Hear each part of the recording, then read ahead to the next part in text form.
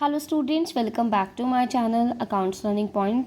तो चलो आज की वीडियो में हम क्वेश्चन नंबर 7 कर लेते हैं from DK Goel book, cash book chapter का ही 2 कॉलमनार कैश बुक हमने बनाना है।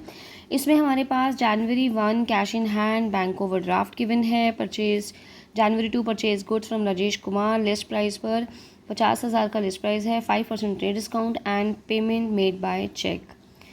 जनवरी 6 गुड्स हमने सोल्ड किया है 80,000 रुपये का, चेक से पेमेंट रिसीव हुआ है और चेक हमने बैंक में डिपॉजिट करा दिया।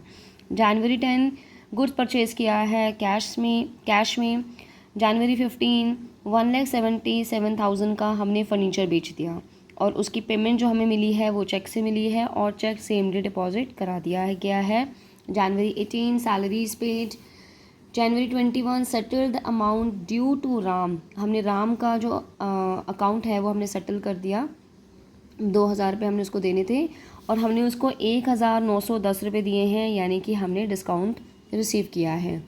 कैश रिसीव फ्रॉम जय से हमें 14,780 मिला है और उसके अकाउंट में 15,000 रुपये थे, मतलब जो हमने उसको पे करना था, बट हमने डिस्काउंट अवेल किया है, डिस्काउंट अलाउ किया है। कैश रिसीव्ड है, हमने डिस्काउंट अलाउ किया है उसे और उसने हमें 14,780 रुपये पेमेंट किया है।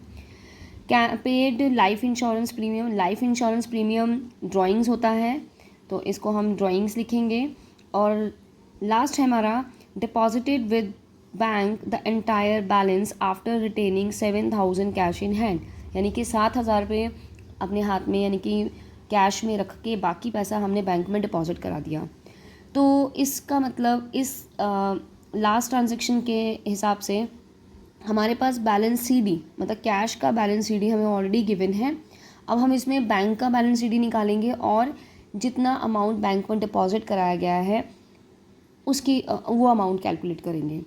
और जब हम बैंक में अमाउंट डिपॉजिट कराते हैं या बैंक से हम अमाउंट विड्रॉ करवाते हैं तो दोनों केसेस में हम कॉन्ट्रा एंट्री करते हैं।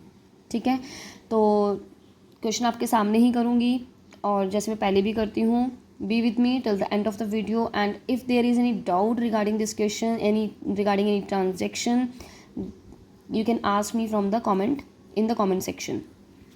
स्टूडेंट्स, ये हमने फॉर्मेट बना लिया है कैश बुक का। डेबिट साइड है यहाँ पर, यहाँ क्रेडिट साइड है और डेबिट में यहाँ पर date, particulars, voucher number, LF, cash bank debit side, date, particulars, voucher number, LF, cash bank credit side, right.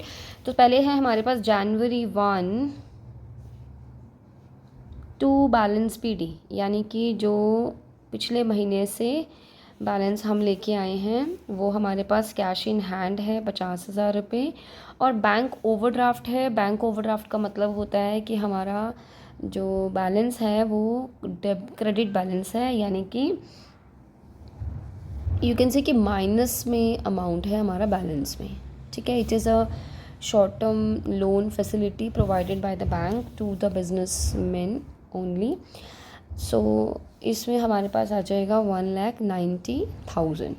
उसके बाद हमारा नेक्स्ट है जनवरी 2 परचेज गुड्स फ्रॉम राजेश से गुड्स परचेज़ की हैं, तो परचेजेस किया है तो बाय साइड, क्योंकि हमारा जो अमाउंट है वो गया है।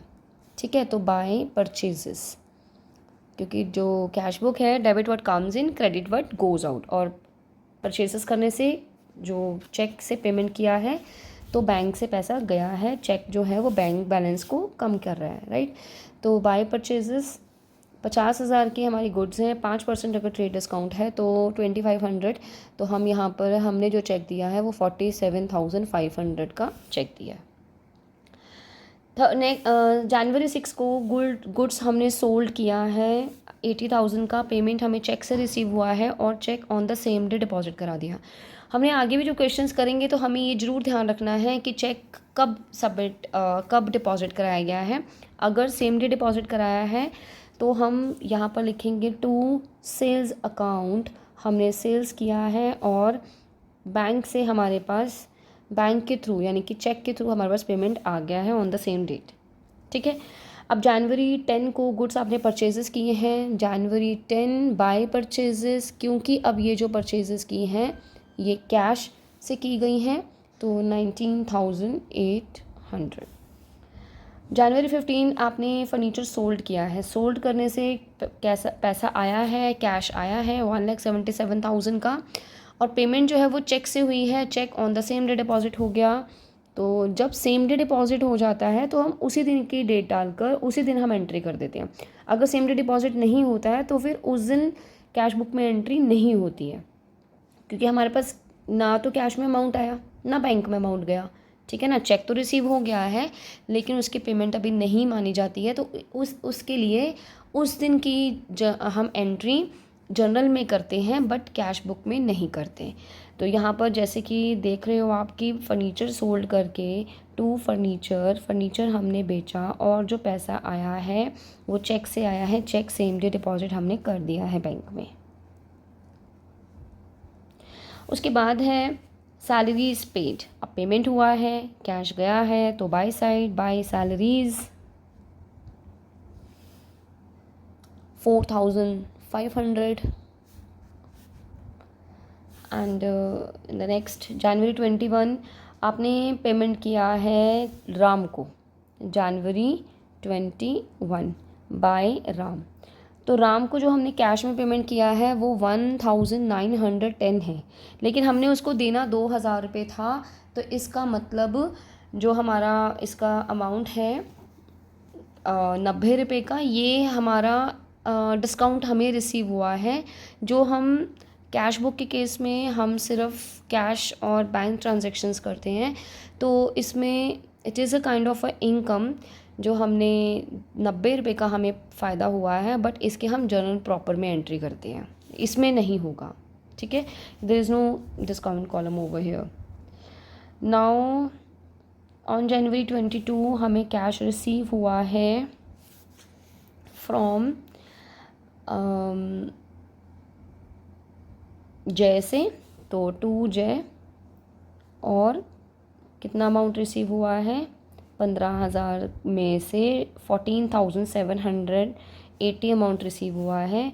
बाकी 220 रुपये का जो है वो डिस्काउंट है, वो इसकी भी जनरल एंट्री होगी, ठीक है। हमने अमाउंट उतना ही लिखना है जितना हमने पेमेंट किया था या जितना हमें रिसीव हुआ है।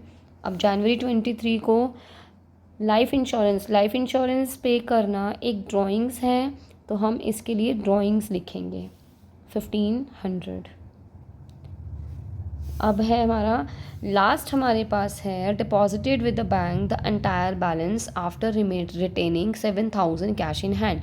यानी कि अब हम देखेंगे कि हम 7,000 का कैश अपने पास रख रहे हैं, यानी कि बैलेंस BD जैसे 50,000 था, तो बैलेंस CD हमारे पास जो कैश इन हैंड रहेगा वो 7,000 है, और बाकी जो पैसा है एक्सेस जो कैश है वो सारा बैंक में डिपॉजिट करा दिया गया है। और उस जो हम डिपॉजिट करवा रहे हैं उसके लिए हम कॉन्ट्रा एंट्री करेंगे। तो पहले हम इसका बैलेंस निकाल लेते हैं। देखो पहले हमें, अब जैसे यहाँ पर हमें बाय डेट डालनी थी जनवरी 31, तो बाय बैलेंस CD इसका मतलब आपको कैश का ऑलरेडी गिवन है, ठीक है, लेकिन ना तो हमारे पास बैंक का अभी वो पता है, बैलेंस पता है, और जो ये बोला गया है कि डिपॉजिटेड विद द बैंक, जो यहाँ पर हम देखेंगे कि कितना एक्सेस था, कितना, मतलब अब हमें यहाँ पर निकालना है कि कितना अमाउंट हमने बैंक में डिपॉजिट कराया, इसका बैलेंस क्या है वो निकालेंगे, ठीक है। तो पहले इसका टोटल कर लेते हैं, इसका टोटल कर लेते हैं और इसका बैलेंसिंग फिगर निकाल लेते हैं। तो जैसे अब यहाँ पर आप देख रहे हैं इसका टोटल हम देख सकते हैं, इट इज़ टोटल रिसीप्ट्स हमारे पास है 64,780, तो 64,780। तो यहाँ पर जो इसका बैलेंसिंग फिगर आएगा वहाँ पर हम लिख देंगे बाय बैंक अकाउंट, ठीक है, कैश में। तो पहले मैं इसके कैलकुलेशन कर लेती हूँ। 8 यहाँ आ जाएगा 70, फिर है, तो मैंने इसका जो बैलेंसिंग फ़िगर निकाला तो मेरा यहाँ पर आ रहा है अमाउंट 30,070। तो ये क्योंकि बोला गया है क्वेश्चन में कि जो मतलब एक्सेस, मतलब जो बैंक जो बैलेंसिंग फिगर होगी, यानी कि जो एक्सेस अमाउंट था 7,000 रुपये तो हमने कैश इन हैंड रख लिया है, बाकी हमने पेमेंट कर दिया है। ठीक है, तो 30,070 का जो अमाउंट है वो हम लोग बैंक में डिपॉज़िट करवा रहे हैं। तो उसके लिए यहाँ पर जैसे जनवरी 31 इसकी कॉन्ट्रा एंट्री है ये, ठीक है। और अब हम यहाँ पर एंट्री करेंगे डेबिट साइड में जनवरी 31 टू कैश अकाउंट, और अमाउंट चला जाएगा बैंक में, क्योंकि बैंक में आया है, यहाँ से कैश चला गया, हमारे कैश इन हैंड कम हो गया और बैंक में पैसा आ गया 30,070। ठीक है, तो अब इसका टोटल कर लेते हैं। ये मेरे पास आ जाएगा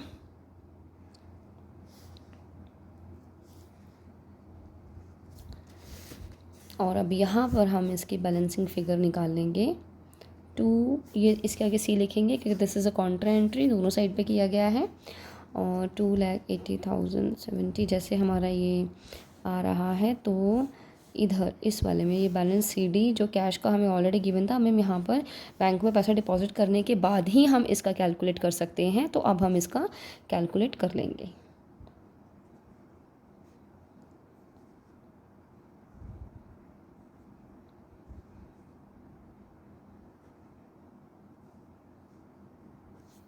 ठीक है, तो ये हमारी बैलेंसिंग फिगर आ गई। तो इस तरह से हम इस तरह के ये वाला क्वेश्चन कर सकते हैं जिसमें हमें एक तरह से बैलेंस CD का अमाउंट हमें गिवन है, यानी कि कितना कैश इन हैंड हम अपने पास रख रहे हैं, बाकी हम बैंक में डिपॉजिट करवा रहे हैं।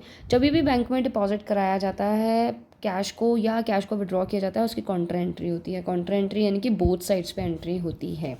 ठीक है, तो यहाँ पर अब 1 Feb to balance BD brought down, जो हम ब्रॉड डाउन कर रहे हैं पिछले महीने से, कैश इन हैंड का है 7,000 और कैश एट बैंक का है 49,570। आई होप आपको क्वेश्चन समझ में आया होगा। तो please subscribe my channel, like the video and share with your friends.